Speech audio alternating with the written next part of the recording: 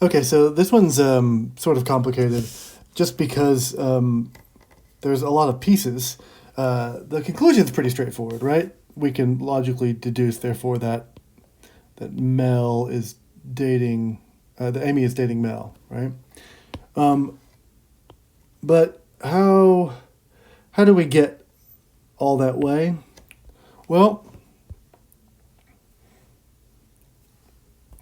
notice that there are complicated bits in here. For example, this first sentence is a conditional sentence, right? It's an if-then sentence.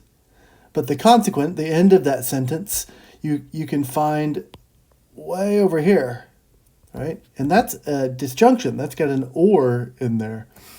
And somehow we've got to get all of these pieces to fit together. So how do we know that Amy is dating Mel? Well, as we cast about, usually when you have a therefore like this, the last sentence gives you a clue. And in this case, that actually works out nicely. How do we know this conclusion? Well, we know that Amy is dating Mel because she's not dating Steve. But of course, that's a weird reason on its own to think that she is dating Mel, right? No, this needs to be linked with something else, and it's linked with this proposition 5. She's dating Mel or Steve, and she's not dating Steve. This is a classic pattern that we've seen before.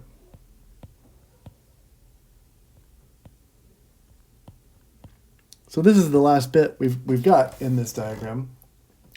How do we know that Amy is not dating Steve? Is there any information that explains that? Yeah, this bit right here, right?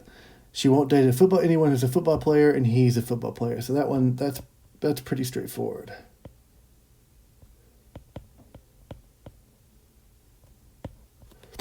And how about how do we know that Amy is dating Mel or Steve? Well, look, we've already seen that these two bits right here are match up, and that tells us probably that's a big hint, right?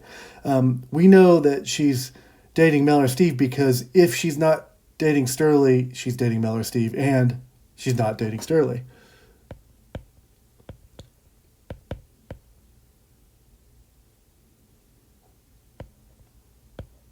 Now, the only thing that we have to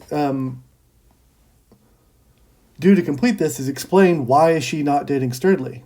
And why isn't she dating Sturdley? Because she doesn't date drug users, and Sturdley is a drug user.